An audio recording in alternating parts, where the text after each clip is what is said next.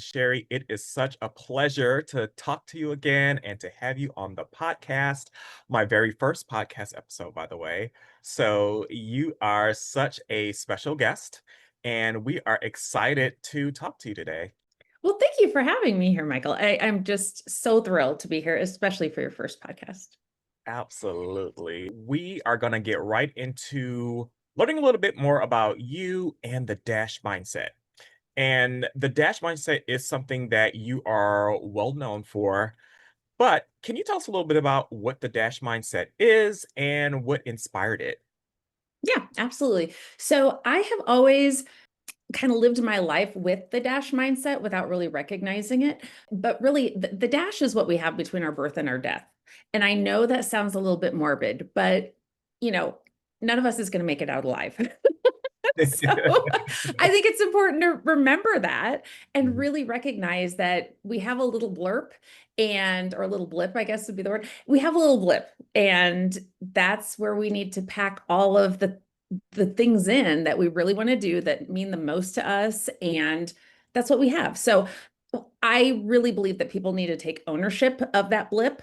And it's something I've always tried to do, but I realized that I wasn't doing it as well as I could. I was Mhm. really kind of holding myself back to some degree because I had a limited amount of vacation. I was a workaholic, all of these things that were limiting me, and I didn't realize I could change them. So once I realized that I could, I realized how important it was for me to help other people change that for themselves as well. Got it. Awesome. Well, I have a question for you. So, our audience is predominantly business analysts, but really for anyone who is in any career, what do you think the significance of mindset to the impact someone is able to make in their career? It's one of those things, Michael, that earlier in my career, I felt like it was kind of woo-woo. Like mindset was something that I thought, well, I have a positive mindset because I'm a generally positive person and I'm friendly and all those kinds of things, but there's so much more to it. And it really understanding ourselves and understanding that we have the ability to actually shift our mindset is just so important because I spent so much of my life thinking that I was the way I was and I could Yeah. change to a certain degree, but there were certain things about myself that I just couldn't. I was trying to be positive about the fact that I was a workaholic. Yeah. Like, well, I can just be positive about it and accept it. But truly, mindset is really all about understanding what specifically we can and can't control and really taking ownership of our own behaviors and our thoughts that lead to those behaviors. So, really, mindset is everything. Mindset is what determines how we feel about things. Our feelings are what determine the actions we take and ultimately the results we have. So, we ultimately have control over those thoughts. It's just that nobody really teaches us that. And I thought, well, I didn't even consciously think this. I just had in my mind that, we think what we think and we can change our reactions, but not necessarily the thoughts that lead to those reactions. That's what really determines how fulfilled we are, how happy we are, all of those things. So, the DASH mindset is an acronym. Can you outline what those are? Yeah, absolutely. Well, so the dash is actually, and I don't know if I've shared this with you, Michael, but so I learned about this actually from my niece, who is quite a bit younger than me. So it was kind of funny because she was working at a bar at the time, and she shared this concept of the dash with me. And so the dash is actually a poem that was written about the line you have between your birth and your death. I did not write the poem. The last poem I wrote was a haiku in fifth grade. Okay. Anyway, but she shared this concept with me because I asked her to go on a trip with us, and she said, "Yeah, gotta live your dash." And I said, "What?" And so when she shared that concept with me and shared that the whole concept around the poem with me, I thought, oh my gosh, this is the mindset that I always have kind of lived with, but not to the extent I wanted. And so then when I started my own coaching and consulting company, I called it the Dash Mindset. And I've developed a framework around that, which it just makes sense. So the D stands for disrupt.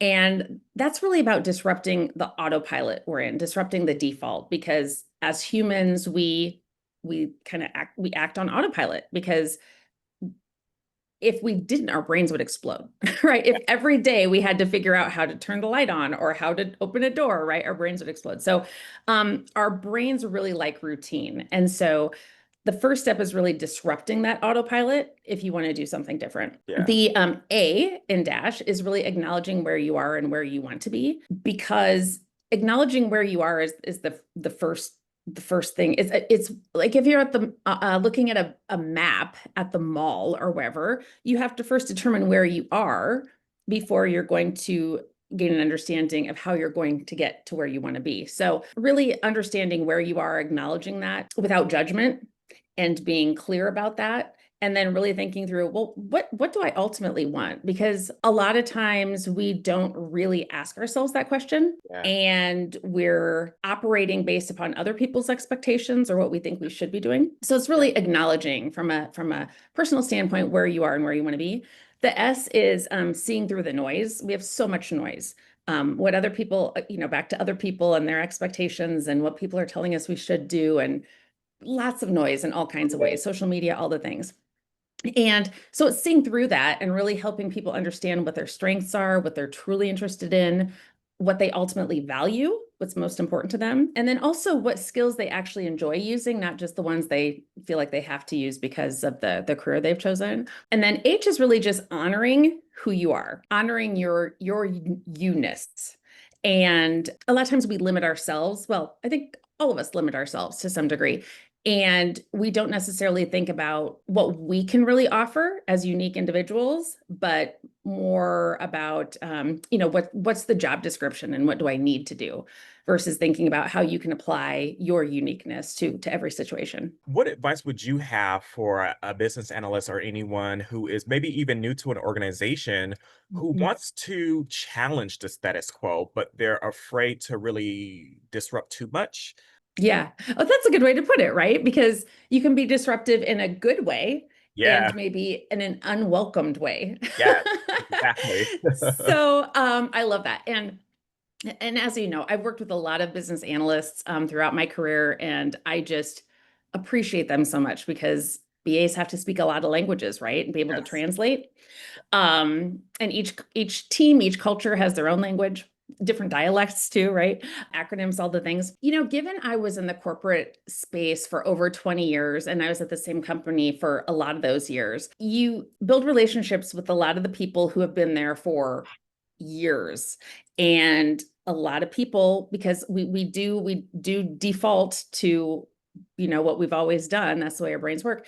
A lot of people want to continue doing what has always been done. Yeah. And so I've witnessed people being offended by the new guy coming in and saying, oh, we should change this, we should change that. So what I really recommend for people is, rather than saying, hey, we should do this, instead getting curious and really asking questions and just saying, hey, help me understand how this process was established or what the purpose of this is. Or I also encourage people not to start their questions with why, Mm. because that often, and why is a great question, Mhm. excuse me, or it's good to ask. But oftentimes if a new person, or any person really, is asking someone who's been around for a long time, starting a question with why automatically puts someone on the defense, Mhm. and they'll think, oh, you think you're the new guy and you think you have it all figured out, right? Yeah. So just getting curious and really genuinely curious and asking, hey, can you tell me more about this? Often even just saying, you've been here a long time, I'm new to this, and really acknowledging that will help people be less defensive too, and be more willing to share the rationale for things. So I really Yeah. encourage people, curiosity should be the primary focus. Yeah, that's really good advice. It's actually interesting because we know we actually have a framework called like five whys that's like very prevalent Yeah, in the community, right? which Um, is great. I love it. I yeah, love that framework. Yeah. yeah. But I think, like you said, that warm intro of, well, we know you're the person with the knowledge. I'm just kind of here Hmm. to understand, right? So I Hmm. think that's a Hmm. really good approach for that, for sure. Hmm. And in terms of that, for those of us who are maybe business analysts and we're trying to consider ourselves change agents, how do you think we can step into that more versus just being like facilitators of, moving things along as they progress and being Hmm. more? align with advocating that change? Oh, that's such a good question. I think by being really curious and being really open-minded, Yes. because just having that curiosity is going to allow you to see things that other people can't, because they're the subject matter experts who are very focused on their specific role, generally speaking, and they don't know what the other teams know and vice versa. And I think one of the best things that BAs offer is just a different perspective. Yeah. And just, I mean, that perspective isn't necessarily appreciated probably to the extent that it could be, because a lot of people, kind of are put on the defense and feeling like, oh, well, you don't completely understand. You're saying we just want something that we actually think we need, or whatever that could be. So I think just staying curious and maybe maintaining that curiosity with each team and sharing your what you've learned from one team with the other team in a way that maybe opens their eyes to possibilities, Yes. and it just kind of naturally happens. And sharing it in a way that almost allows them to take it on as their own idea versus, Yeah. oh, the BA told us we need to do this, but he doesn't really understand, right? So just opening yourself up to that and thinking through, what do you ultimately want to achieve? Is it to be the one who came with the idea, or is it to improve the organization and to help the people you're working with? Yeah, that's a great approach. I love the concept of making them think it was their idea, right? Because I think one of the approaches I like to take is to not just let them see how this is a change or an improvement for the organization, but the concept of what's in it for them, right? They have Yes. Most people are interested in how this change is going to Mm-hmm. benefit or impact them. So, kind of Mm-hmm. if we lead with that and then also show them how that change can align with the bigger picture, then I think we're doing our job, right? But yeah, definitely helping them, you know, kind of like reveal these ideas so that it really is their idea, because that's what we're doing when we're eliciting requirements, Mm-hmm. to uncover their thoughts and the things that might not be top of mind for them. So I think that's great. Right. I love the way you said that, help reveal their ideas. I Yeah. love that. Yeah, that's a big role of a BA. That's great. Hey, Doc Squad, I hope you're getting value out of the episode so far. I wanted to take a quick moment to invite you to our upcoming hands on business analysis practicum. In this program, you'll work through a real world project, create the most common business analysis deliverables, and get detailed, actionable feedback from yours truly. If you learn best through practical application and implementation, this is the program for you. Check out the details in the description, and I'll see you there. Let's get back into the episode. Okay, so let's shift gears to seeing through the noise. How do you think that concept helps business analysts focus on what really matters throughout a change? I love it. So I use a particular tool to help see through the noise, and it's a few different assessments that help people really understand their specific strengths. Because as people, we feel like we have an understanding of ourselves, or we think we should, but you can't read the label when you're in the jar. Mhm. And we operate a certain way, and we take that for granted. We don't recognize the strengths we have because it's just how we live our lives. And if so I'll throw out a couple examples. If a BA has empathy, I'll Mhm. say, as one of his top strengths, then he's more likely to really listen and provide space. Not that other BAs aren't, but it's particularly natural for a BA who has that as a top strength. For a BA who has responsibility as a top strength, really recognizing a BA with that strength is just going to take responsibility, just take ownership, make sure things are done, make sure they're done right. And not to say that other BAs are irresponsible, but Right. just really focusing on what you're naturally good at and recognizing that it is in fact a strength and really leaning into those. For instance, competition. It's a weakness of mine. I have no interest in being competitive. Uh, So I could never operate as a BA well in a competitive environment, right? So Okay. I think just understanding, leaning into the strengths you have and then releasing those that aren't necessarily strengths for you, and Yeah. maybe gaining better understanding of who does operate well in those situations, because maybe it's a matter of saying your BA who'd be particularly good on this project for these reasons, and it helps you thrive and just be more effective in different environments. So Yeah. that's one thing, really understanding what you value, because if your values are out of alignment and you are working with a team who just values completely different things, it's always going to feel funky the whole time. It's not something that's necessarily personality related, but it's just what's important to you is Yeah. going to be very different than what's important to the other person. And that's the case with any team, right? But just in a very different way. So understanding also this, recognizing, really seeing what's limiting you also helps you remove those blocks, and understanding, seeing through the noise for yourself also helps you better understand other people and Yeah. recognize the strengths of the people you're working with, the strengths of the people you're trying to help, understand their values. It allows you to be even more curious in a different way that's going to allow you to be more effective. And that's really good. I love the concept of taking an assessment because I think just the awareness alone can really go a long way because a lot of the times things happen and we're just like, why did that happen? Or why is this Hmm. happening to me? Or why can't I get along with this person? And it might just because you're on two completely opposite ends of Yeah. spectrum, right? And I think often, especially as a BA, I think whomever you're working with or have any interactions with, sometimes we have this feeling that, oh, this person is trying to make my life miserable. Been there. And sometimes that might be the case, right? But Yeah, generally yeah. speaking, it's just because we operate so differently. Hmm. And sometimes we have this sense that, okay, if this other person would just change, well, that person's probably thinking the same thing about us, right? So understanding why that is really allows us to kind of release some of that, because a lot of times we take it personally when it's Yeah. just we're operating differently. Like you said, we take it personally. And I think one of the things that's really important for us is to understand how stakeholders act with other people. Because I can Hmm. recall a situation where I was working with a developer who just was so rude. He would cut me off and he was just mean. I was just mean. And Hmm. then as I saw how he interacted with other people, he was doing the same thing. And that didn't make Hmm. it right, but at least I did have the filter of knowing that, okay, well, it's not just me he hates everyone else. So Yes. it, right?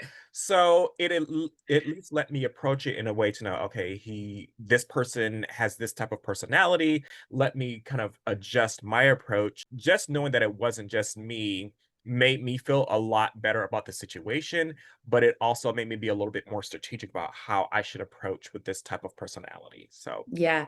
Oh, that's so good. Having that context, I think, is so yes. important. And I don't take it as talking about people. I think it's just gaining context and gaining an understanding of how people operate. So, for instance, when I have, and understanding my own values has helped me, I guess, kind of mentally prepare for working with people who have different values. So, for instance, Michael, Yeah. one of my top values is kindness.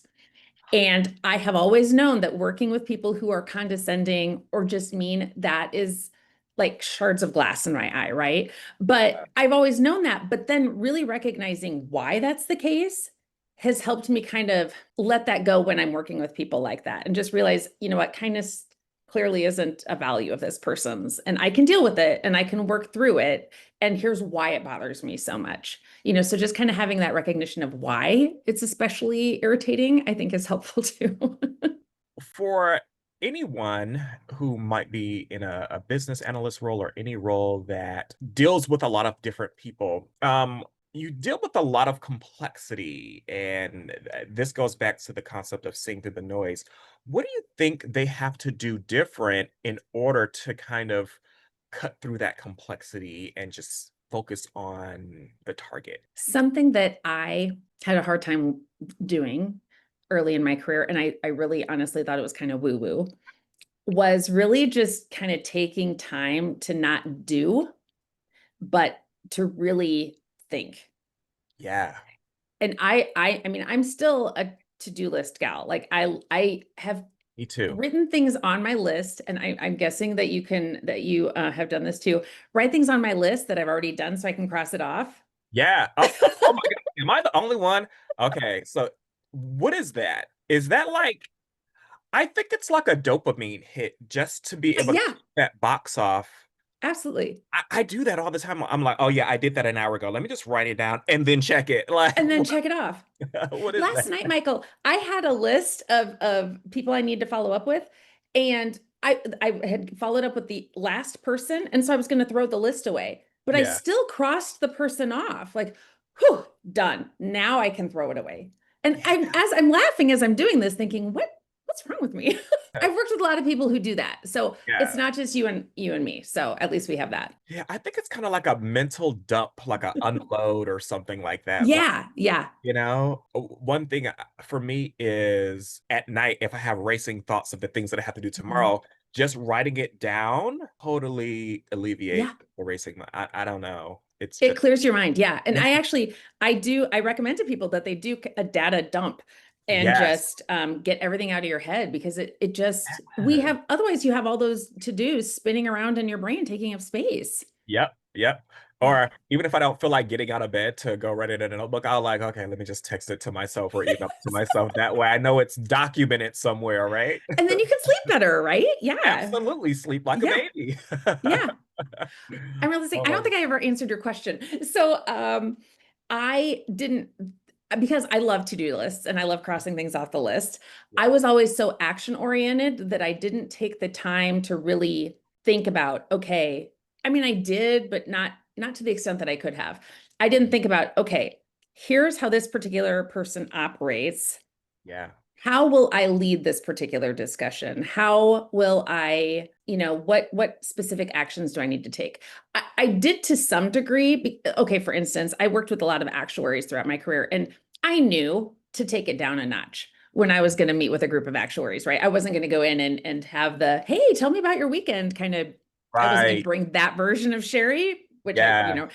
so I knew those kinds of things, but really thinking through and just taking 10 minutes to specifically think through and maybe even visualize a discussion. I mean, people have always talked about how important visualization is. And I thought, well, I don't have visualize on my to-do list. That seems absurd, right? But it truly is so important. And just, I know that I would have had even better interactions with people had I taken 5 or 3 minutes to actually do those things that might seem a little woo-woo. Yeah, I have to, and I consider that like mental rehearsing. I visualize Mhm. going into this meeting, being organized, being confident, asking clear questions, and sometimes I even, if I know that I'm dealing with stakeholders who are a little bit more challenging, I'll even Mhm. visualize them rebuttaling something or challenging something, Oh, and that's maybe good. thinking of some responses to that or some Mhm. comebacks to that. That way I can be prepared, and that way I'm just not completely thrown off, right? Mhm. Um, Mhm. but I do think it's important that one, for those people who typically deal with anxiety, they tend to mentally rehearse things, but they always rehearse it to the negative, right? That creates that dread, Yeah. right? So it's important to visualize it going well, but still kind of considering those, monkey wrenches that could get thrown in every now and again, right? Mhm. So I definitely tell people that if you are a person that deals with anxiety or uh, fear of public speaking, Mhm. visualize yourself rocking it out, being confident, Mhm. everything going smoothly. To give, because it's more like a preparation. The more you prepare, the more Mhm. confident you'll feel going in. I'm the type of person, if I go into a situation unprepared, I'm just like, I just feel totally scattered. I need to be Mhm. Mhm. organized in some type of way. So Mhm. I think that visualization can really go a long way. And Now, I love what you said about how people are generally, they have an expectation that things aren't going to go well. And I think it's important yes. to really consider those things.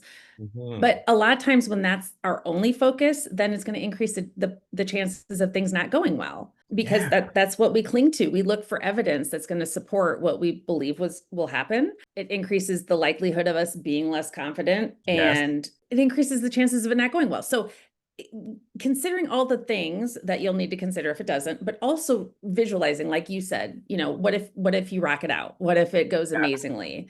That's going to increase the chances of you actually receiving that and not thinking, wait a minute, this is going well, and then being confused throughout the interaction, right? Yeah. Right. One of the concepts of the dash mindset is acknowledging who you are. Mhm. And we all know that, to be a business analyst, you have to have these soft skills. There's so many soft skills. But one thing we don't talk about is authenticity. How do you think that plays a role in being effective or making an impact as a business analyst? Oh gosh, I think that's so important because when we think about the people we are drawn to, it's the people who are real. It's the Yeah, authentic people.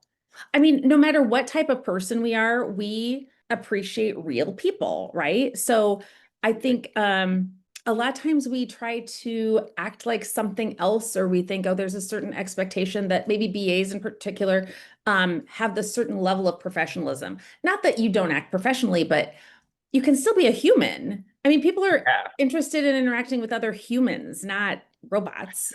right. And so I think part of that is just recognizing what you are good at, recognizing your specific interests, and that helps you find a common ground with other people.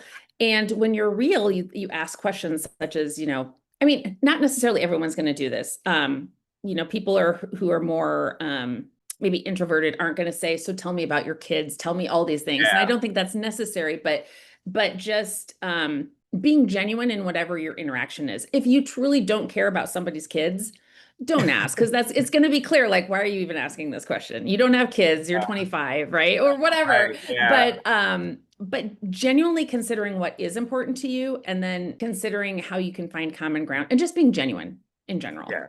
I think, like you said, it does come off as when people are not genuine or not authentic, right? Like you talking about kids, like what? Like I know Hmm. like a party person and things like that. So yeah, I think that's really good. It kind of makes me want to talk a little bit more about values, right? So values and authenticity kind of go hand in hand in my book, at least.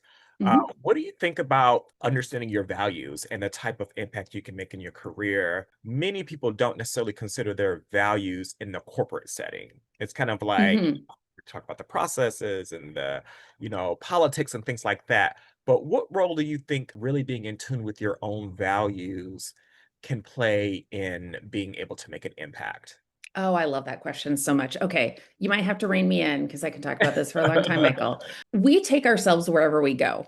And as much as we want to compartmentalize work from personal, we're the same person everywhere we are. And sometimes we put a mask on and we try to be something else, or we try to, I mean, like I said, when I'm having a meeting with actuaries, I'm not going to be all bubbly and ask, have a 30-minute conversation about their weekend, because they would go crazy, right? They'd be like, why are we here right now?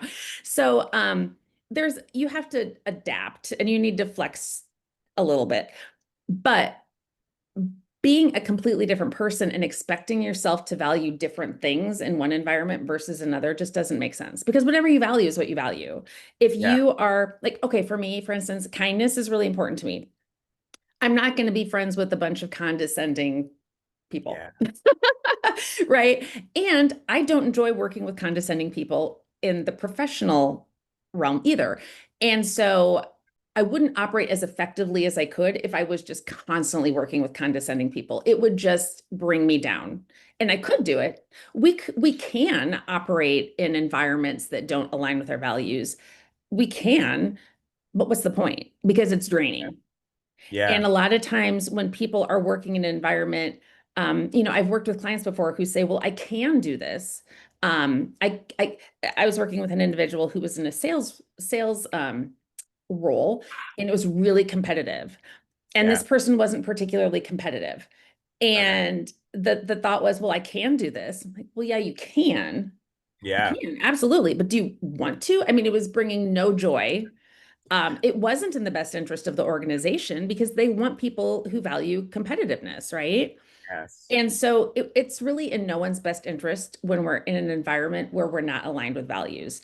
Um, so I think it's really important. And again, you can't read the label when you're in the jar. So a lot of us think, oh, I know what I value. I value my family. I value, whatever. But it's going back to those five whys. Why do you value your family? What is it about your family? Is it the connection with your family? Is it that you value tradition? Is it that you value the adventures you have with your family? So really thinking that through because a lot of times when we feel off in a particular role or when we're interacting with a particular person, we think, oh my gosh, I just need that person to quit, or I just need to quit and I need to go. Maybe I should, buy a VW and just live in that and roam around the country instead. Well, Mhm. maybe it's not, you don't have to make that big of a shift. Maybe it's just working within that particular team is a challenge for you because your values are out of alignment, or maybe your values are misaligned with the organization as a whole. So really it allows you to pinpoint what specifically feels off and why it feels off. And then maybe it's making a small adjustment just to be more aligned. Yeah, absolutely, for sure. There's so much power in alignment. Yeah. Mm. I think I want to shift gears a little bit just to talk about self-awareness. Mhm. Because I think many of us who are in our roles or in the BA space or project management space, there's this bridge between tactical tasks and strategic roles and things like that. Mhm. Can you talk a little bit about your thoughts on the power of self awareness for a person who wants to transition from more tactical tasks to more Mhm. strategic activities? Hmm. Oh, absolutely. Self-awareness is really the first step in when it comes to being emotionally intelligent. Yeah. And so that helps you interact with other people better. It helps you regulate yourself better. I mean, just so many things. When it comes to kind of making that shift, I have worked with people who I know they were maybe taking on a particular role, like maybe moving up the ladder because that's what they should do, but they didn't necessarily want to. They really enjoyed the tactical stuff, but didn't necessarily take the time to consider that that is what they enjoyed and that they wouldn't enjoy this other role and, understand why that was and what they could potentially do instead. So I think that's really important is recognizing that maybe you do appreciate the tactical nature of what you're working on, and maybe it's most beneficial for the company and for you to continue Yeah. doing that rather than, oh, all of a sudden I have to become strategic. And some people are just naturally more strategic than others. It doesn't mean other Yeah. people can't become strategic, but I think it's a matter of asking yourself, do I even want to be? Right. Yeah. And I think so. Something that happened that was really impactful for me in my career was I was for a long time the person that would just, if somebody wasn't doing something, I would jump in and do it. And I Mm, wasn't even yeah. aware of that. I didn't even recognize that because it was just how I operated. And I Yeah. remember this was pretty early in my career, but I was in a meeting where nobody was taking notes. I wasn't managing the project or anything. I was just there, but nobody Mm, else was taking notes. So I started taking notes. And because, I got to, make sure this happens, right? And yeah. afterward, the leader I was working with said, Sheri, do you want to be known as a note taker throughout your career? I said, well, no. But I didn't even realize I was doing that. And, everyone treats us the way we allow them to treat us. And we kind of set that expectation for them, right? So it was expected that I was going to continue to take notes probably for the next 20 years if that's what I continued to do. But I didn't even know I was doing it. So I think Right. it's really important to get someone else's perspective because you can't see it yourself and really just Yes. have that awareness. Like, well, what am I doing? And is this what I want to be known for? Am I being the person I want to be? And how do others perceive me? This is such an interesting story because many other roles or stakeholders have this perception of business analysts that we are note takers. Yeah. And, Hmm. I can recall being in a meeting one time and we were talking about maybe some solution or something. And I remember someone kind of higher up said to me, he says, "Did you get that, Michael? I don't see you writing anything down." And I'm like, well, I'm not a note taker. I'm like, I wasn't trying to be flippant about it, but at that moment, I understood, I was connecting the dots and I didn't need to write it down. And I think at that time we also had a someone else doing the recording anyway.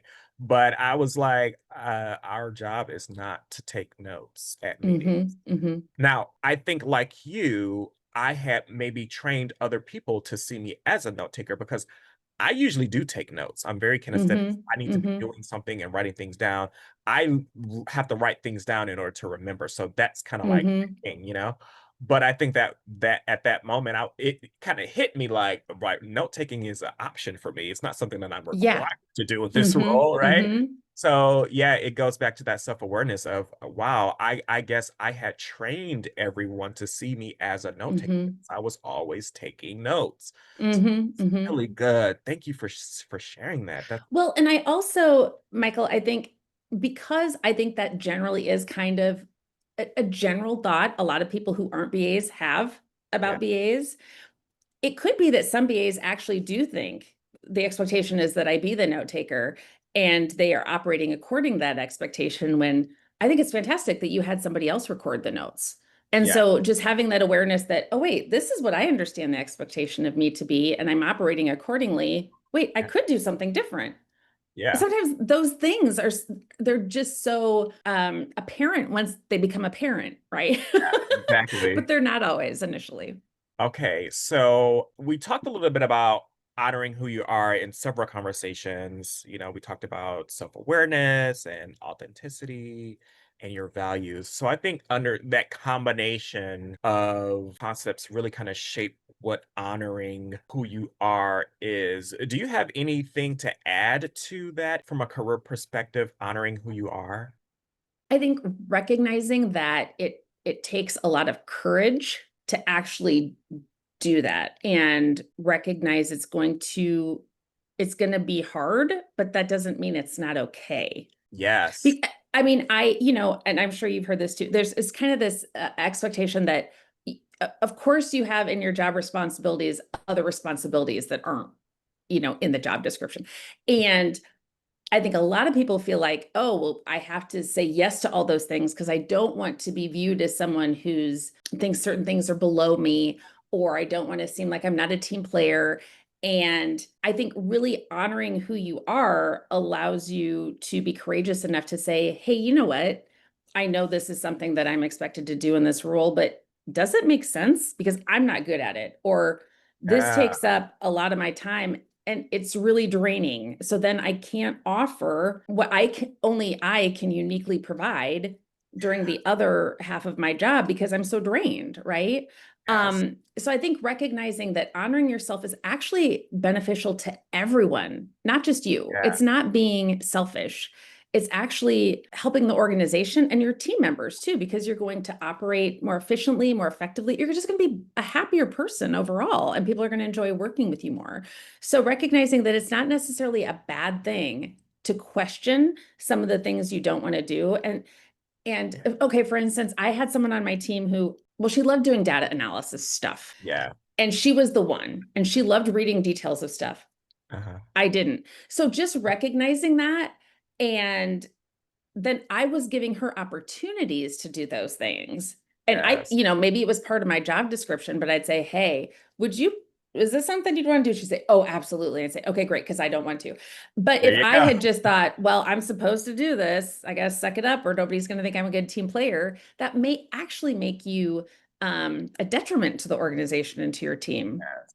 And Yeah. so I think really having the courage to share the uniqueness you bring and really committing to sharing that and knowing that it's going to be uncomfortable sometimes because you're going to think, oh, somebody's going to think I don't want to do it, or somebody's going to think I don't, I might lose my job, whatever, wherever our brain goes. Our brain goes to, oh, I'm going to live under a bridge. We're always living under a bridge. That's where our brain goes. But no, maybe not. Maybe not. Maybe it'll actually benefit everyone. Yeah, that's so good. And one of the things that I teach is for business analysts to understand the overarching role of a business analyst, the general like global expectations Mhm. of what a business analyst does. And I think that that's important because every organization has their own perception or their own Mhm. use case for a business analyst. One business analyst might be more of a data analyst. One business analyst might be Mhm. strictly strategic, and there's all these different things. Some, use SQL and some don't. I try to train business analysts to understand the general core principles of business analysts and what the Mhm. general expected role is. And then you have to pair that with the organizational expectation. Mhm. But then to your point, what are you good at? So it's like the Mhm. combination of all of these things. What are you good at? What are you effective at? That Mhm. you have to consider to really kind of almost like craft, what you should be doing. I have seen business analysts who may have transitioned from a developer and then they became a BA and then Mm. they trained other BAs to be more, data oriented or code Mm. oriented like them. And then it kind of shaped this culture of these like more like business systems analysts, and Yeah.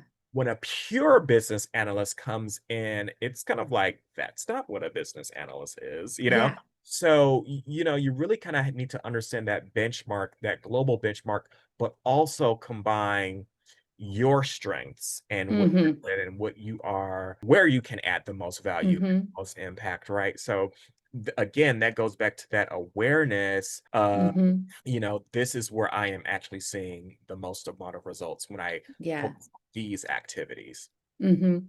I love that example too, because if I mean, considering who is training the other BAs is really important because if you have a former developer training all the other BAs, they're going to be more like that trainer. And you Yeah. don't need four people who are all alike, right? What's the Yes. benefit of that? I mean, each Yeah. of those people, even if they were all former developers, they each bring unique qualities and skills and strengths and all the things. And so actually leveraging the uniqueness of each person is just Yeah. going to help everybody. I love that. And I wish there were environments, I wish it was more common in work environments where people did do assessments, Oh, if you're more data oriented or you're more visual, Mhm. you can be the Mhm. person that does the process mapping and things like that. You Yeah. I think it is kind of warranted that we have these types of assessments or at least conversations, right? To understand what people like to do and what they're really good at. Mhm. And that's one of the things that another thing I like to do as a business analyst is I am aware that my role often changes depending on the composition of our project team. You Mhm. know, Mhm. if I'm on a project where I have a data analyst, I can really focus on just BA work. If I Mhm. a project where I don't have a data analyst, I might have to dip my toe into doing some data mapping or Right. data dictionary or those more, Mhm. a little bit more technical things, right? So I think that's why it is good to not be in that box. I'm only doing this and this only, but to see where the need is, right? So it's kind of like Mhm. we have so many different people that we work with in a project and then what's important to them, what are they good at, and then kind of seeing where we can complement, areas where we can complement and add the most value in this particular team composition, because I've never been in a project where I've done the exact same thing as the Mhm. project before. And I think too, a lot of times when people are determining, okay, who do we need to fill this role? Hmm. They'll think about the previous person in that role, and then they will try to find someone just like that. And Yes. you can't. And No. so we write this job description that's specific to the person who is formerly there, and we don't necessarily attract what we actually need because we're just trying to fill this void based upon what we knew from the past, right? So I love that, just revisiting everybody's strengths on the team and really thinking about, okay, what do we actually need? What do we have? And revisiting that because people are operating based upon the needs at the time, and then they might be able to shift and maybe even want to, right? So, Yeah. oh, that's great, Michael.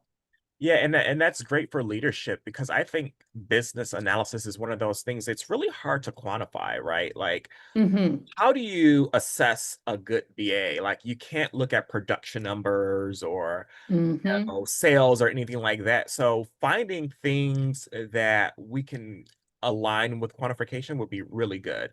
What do you think that means? What does that look like? Is it about outcomes, relationships, or being innovative, or Mhm. none of that? What do you think it takes to, or is involved in making an impact as a business? I think it's for every BA, it starts with the relationship or how effective a relationship can be. So, and it doesn't mean that everybody needs to be extroverted and Yeah. know everything about the other person's family, but just, we talk about soft skills, but really it's just a friend of mine who's also a coach. She actually refers to them as human skills, which is the case. Oh, We kind of feel like those are extra or those are luxurious when really it's just how we operate as humans if we want to operate well. That's the stuff that matters the most. So I think it's really, it's one of those things that I still struggle with is how to measure the effectiveness of your relationships. But I think it all starts with how effectively you can interact with other people and meet their needs. And I think the focus, generally speaking, in the corporate environment is, okay, did we meet budget? Did we get it done on time? Those things. And sometimes if we're really going to develop effective relationships and we're going to build rapport with people, it might take a little bit longer. And then ultimately we're going to have a better product at the end. We can come in and say, okay, tell me everything. Tell me everything. I'll take notes. I'll, shift it to the developers or whatever. But is it ultimately going to be what you want if you don't actually ask a ton of questions and get curious and develop that relationship with the person? So I think that's one thing, I recognized about myself was because my primary value is connection with other people. And I felt yeah, like sometimes there wasn't time for that. yeah, yeah, Like, oh, absolutely. but we got to get this done. Like, but I Yeah, really want to understand this person and help this person and recognize, why there are challenges and all those things. So I think it's important for leadership to really recognize that sometimes you're going to do a lot of talking and ask a lot of questions. And you're not necessarily going to say, okay, I had this many conversations today, and here's how many business requirements I wrote, yeah. because it might take some time. Yeah, I think that connection is so important. I remember talking to one of the project managers for when I was in corporate, and she was telling me, she was like, every time we have new projects and then we get BAs assigned, all of the projects, we're all fighting over you because everybody wants you on their That team. is not surprising. And so thank you. And so I was like, "Oh, why, why would they be fighting over me?" And I thought about it and I was like, well, probably because I actually have a relationship with each of the project managers just Yeah. outside of the projects. You know what I mean? Like Hmm. I treat them like people, and Hmm. I do connect with them. I talk to them. I care about Hmm. what's going on. But I am also an awesome a BA. Yeah, you are, Right? clearly. But I think the ability to connect with people and have, just be a type of person that people want to work with Yes. go a long Yeah. way for your career, right? I think that Yeah. really just do wonders in terms of elevating, your Yeah. career path for sure. Well, and that made me realize too that the gentleman I mentioned earlier who was in a competitive environment, he is a really empathetic person and really Mhm. it was important to him to build relationships with the people he was calling, but Yeah. the measurement of success there was the number of calls you had. So he would get dinged because he was talking to someone too long when really that Oh, ultimately was helping his relationship and helping his sales, but they were measuring it very differently, and that was really draining to him too. So I think just really recognizing that being human is important. absolutely. Yeah, I think that's so important. And it's so funny that you mentioned measurement because I can remember I was working at a company where they were measuring like, your output for something, but they also had this customer service side. It was like a almost like a sales assist. And one particular person on the team, she was really her numbers in terms of output were really low. And Mm, they were always talking to her, why are your numbers so low? Blah, blah, blah. And so when I came in and I got more context, going back to the context, mm-hmm, mm-hmm. I was like, I don't think that everybody's doing calls the same way. So I was like, I think we should be measuring calls as well. And so when they did that, they saw that she was one taking more calls than everyone else. And also she was spending more time on the calls, those Yeah. actions, right? And then when they started listening to the calls, it would be those things that Mhm. build relationships, because when you are kind of like you've got these brokers where you can get the same thing and you become more of a commodity, Mhm. you go to Mhm. the people you have those relationships with. And so Mhm. when we presented that and brought that to their attention, it was like, okay, now you're great. Now we like you. Now we don't want to fire you, right? So Right. it's really important to understand, assess what you're measuring because Mhm. it's easy, like I said, those production things can be really easy to measure, but sometimes you also have to measure those more human skills Right. as well, right? So Yeah, absolutely. And one thing that just occurred to me too, Michael. So clearly people fought over you. I mean, that makes sense to want to work with you as a BA. But I think something that's important too is some BAs might think, "Oh, I want to be like Michael." Right? And I encourage people not to be like you, but to be them in a way that connects with people. And that goes back to the whole authenticity thing. If people were trying to operate like you, it would be weird because they're not yeah, you, right? right, So yeah. just being authentic, I mean, if there's an introvert, if someone's an introverted BA, great. But be genuine and authentic and connect with people in your way, right? So anyway, that just popped into my head, so I just want to share that. What I often tell people is you can never be better at being someone else than they are. So if you're trying Oh, to be like yes. someone else, you'll always be number two. Yep. So you might as well try to be yourself, your authentic self. Yeah. That way you can be number one Hmm. at being the best that you are, right? So Right. it's good to have influencers or influences or, Yeah. to be motivated by someone else, but Hmm. to be like them. Just kind of figure out your best traits and your best skills, the things that really Yeah. with you, and then take that to the next level. Yeah. For And if you're trying to be like someone else, people sense that. They don't really consciously sense it, but just like, Yeah, what are you doing? You're being weird. yeah, Right? like you get that look like, okay, Yeah, like, oh, I'm trying to be like Michael. okay, Michael Why? Jr. It's like no, does not work. That's really good. So to that point, some people who might want to be like other people might feel invisible or unnoticed. Mhm. What advice would you have for someone who's say maybe mid-level or they want to stand out? I think again, it goes back to just really that self-awareness and understanding how they can be visible their way. Yeah. So, but thinking about, okay, how do I want to show up? Who am I?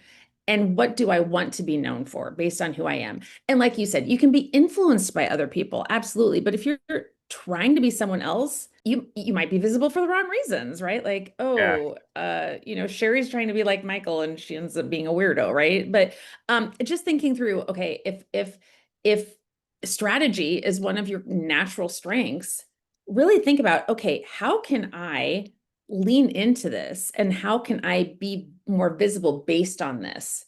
So I worked with someone actually who she had two of her top strengths were futuristic and strategic. Mm, And she talked about how, and she didn't realize that about herself. So when she was in her work environment, a lot of times she would be saying things that people didn't understand because they had different strengths, right? And she said, people would look at me like I was a weirdo. yeah. Oh my. And then when she realized, she actually left that position when she and I started working together. But I said, that's because you have these strengths and it's so natural to you. You don't even recognize it to other people. They're not going to follow your thought process. Yeah. So had she recognized that and then shared things in a different way, maybe, I mean, just kind of saying, hey, here's how I got here, Yeah. people would have been like, oh, right. But instead of just like, I don't even know where you're coming from, and then moving on with the meeting. So I think really leaning in and understanding your strengths allows you to operate in a way other people will better understand. They'll make you be more visible in the way that actually makes sense. I hate the word or the phrase fake it till you make it. No, don't fake it. Don't Yeah. fake it. Think Yeah. about, okay, how can I do this and be visible in a way that's not fake And Yes. then as you take action, you're going to gain confidence, and you're going to gain confidence in just being who you are. Yeah. And I've learned that sometimes you have to step into something before you're ready. Sometimes you Hmm. become a person along the journey. Hmm. Some people are like, oh, I have to wait to the perfect situation or I have to get this training or I have to get this job or in order to do XYZ. But sometimes Hmm. if you do the thing, you can transition, you can step into that and become that. Sometimes, if you take that chance, you can grow into that role or grow into that Hmm. situation. So that's just something that I would encourage people to do. Have a little courage, step out on faith, and Yeah. do the thing. And no, we're never ready, right? I mean, no pregnant woman feels like she's actually ready, right? It's like, well, I mean, it's just we're never ready. And we think we have to keep preparing to become ready. But, if we do, then we're just never going to do the thing. Right. Exactly. That's good. Okay. So for anyone who might be a business analyst or anyone who is on their career path and they feel like they want to apply the dash mindset. Mhm. So we've got disruption, acknowledging who you are, seeing through the noise, and honoring who you are. What is something small but significant that they can do to take action right now? Oh, I love that question. I would say really just asking yourself questions. And I know it's not, I mean, maybe you could put it on your to-do list and then cross it off later if you're a big, fan of execution, but asking yourself, okay, what am I good at? And often because we don't even see it ourselves, thinking about what other people have complimented us on. I remember I think each of us has this memory of being in a specific a meeting where someone said, "Oh, that was really good." And maybe Mhm. you thought it was because whatever you were doing was so natural to you, right? Yeah. And so thinking about those moments when you felt like someone was complimenting you and you thought, why would you even compliment me on that? It's because it's a strength that other people don't have. So I really think journaling is a big, is Mm, really helpful. And it's one of those things I thought was woo. And I'm like, why would I journal? I know what I think. yeah.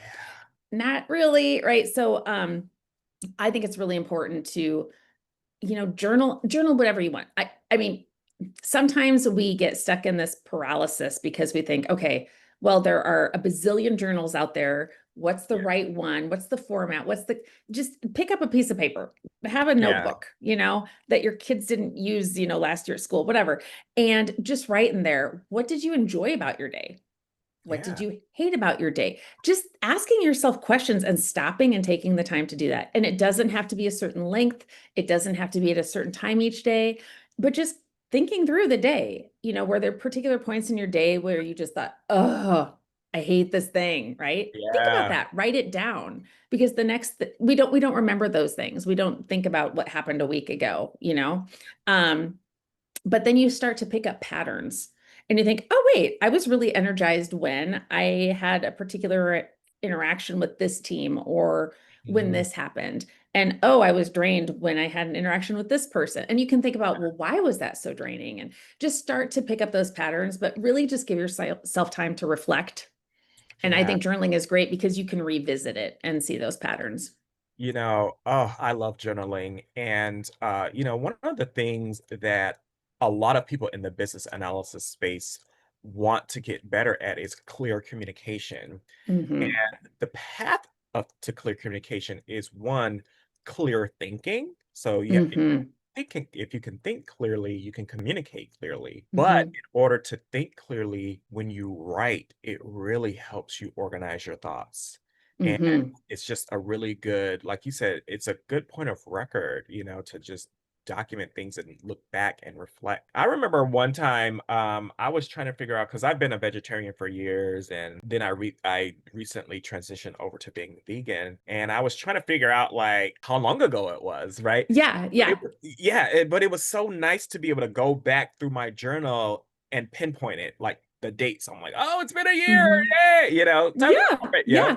So yeah, not only just for the reflection, but just to have a point of record, to document that is really good, you know? Well, and maybe even to think about, well, why did I decide to shift to vegan, right? And I Yeah. think Sure. journaling can be really helpful too when you're thinking about, why am I in this role?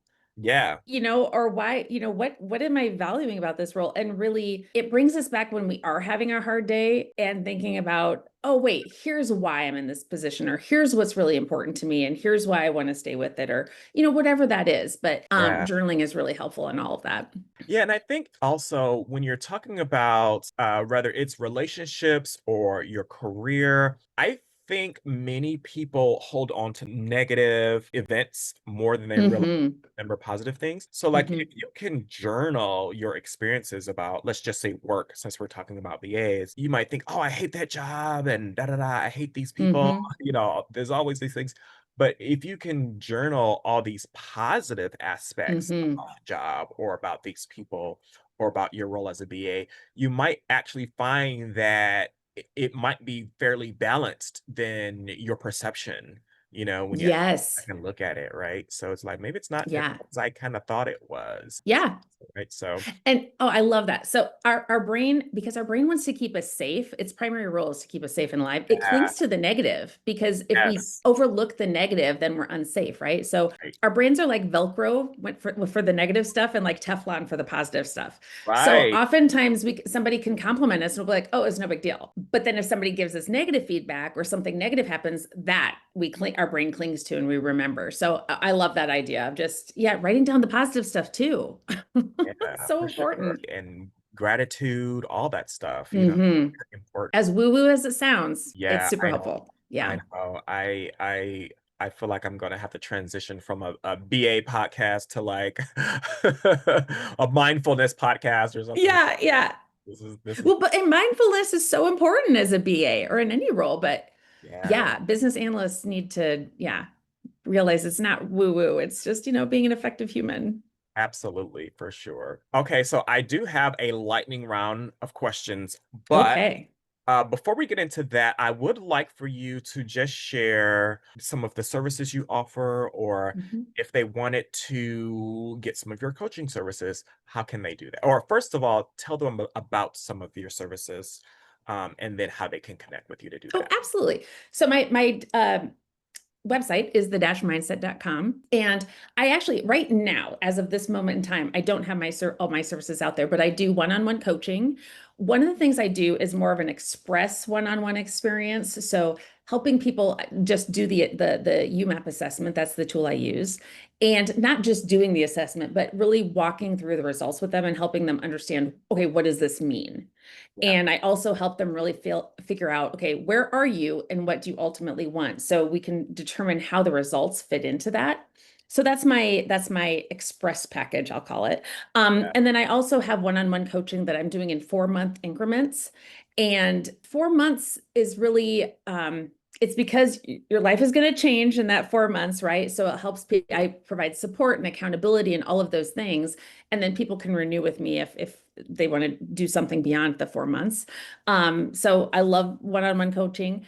I also do consulting for organizations. So some of the things I've done is help people really define their roles and responsibilities, help teams better understand one another. So I really enjoy doing workshops and those kinds of things. And yeah, really help them identify one another's superpowers and really understand that, hey, these other people aren't trying to drive me crazy, and I'm not trying to drive them crazy, right? So help them yeah, understand the team dynamics and work more effectively together. And then also speaking. So I do a lot of speaking about burnout, emotional intelligence, all of those things, really kind of helping people recognize the things that I didn't recognize for a long, long time and help them realize that they can actually reprogram their brains because I didn't know that was available to me for the longest time. And yeah. so helping people realize that. Awesome. Well, thank you for that. And I will definitely be sharing the links to all of your contact information in the show notes as well. All right. So let's do our lightning round. Okay. A few quick questions. What is one word that you think describes an impactful business analyst? Curious. I love it, right? We have to ask those questions. What is your favorite mantra or quote? So one is something along the lines of the biggest problem with communication is the illusion that it has taken place. Oh, I've heard that. Yeah. I couldn't tell you who the quote is by right now, but I think Mm, I got the gist of it.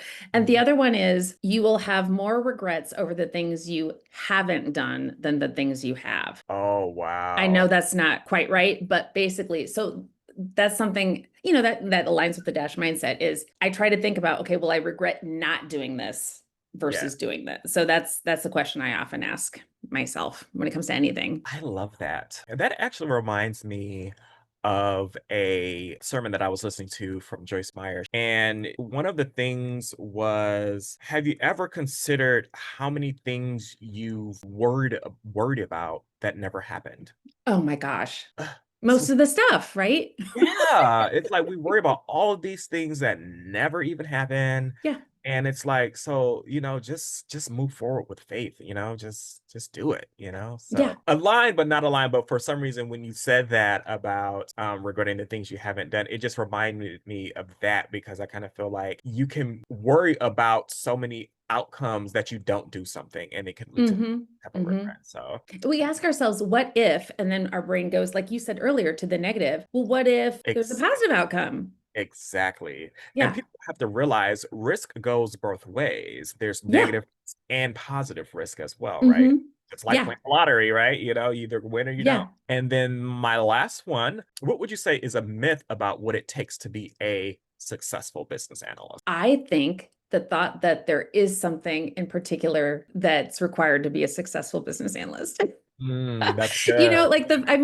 I think it does take curiosity. I think there are certain things, but I feel like people in general, when they think about, okay, what's it take to be a successful leader, a successful business analyst, a successful whatever, we focus on a particular person and Yeah. think about, okay, this is the way this person behaves, this is this person's traits. But again, it all goes back to, you can be an introverted and extroverted, you can be a strategic BA, you can be a more empathetic BA. There are so many things. It's just a matter of using your own natural talents to the Yeah. degree that are going to allow you to be successful in that role. So just That's leaning into those and thinking through how can I utilize who I am to be successful and what's my definition of success.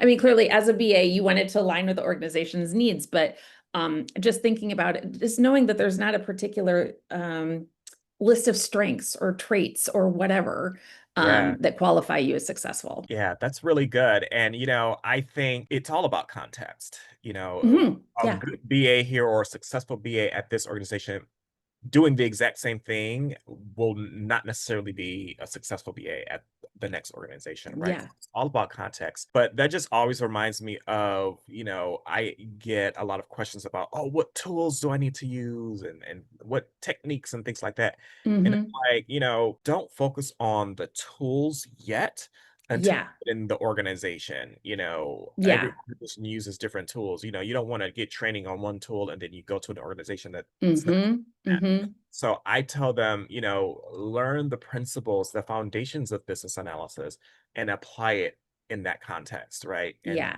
we can focus on the bits and pieces of those tools. Right. And some organizations might actually require VAs to take notes, right? Yeah, exactly. Yeah. And some might say, why are you taking notes? Do you want to be a note taker? So, yeah, I love that context. It's all about the context. Yeah, for sure. Awesome. Well, this has been so fun, Sheri. I am so thankful for you joining us today. I am hopeful that this conversation about the dash mindset and making an impact with as a business analyst resonates with the audience.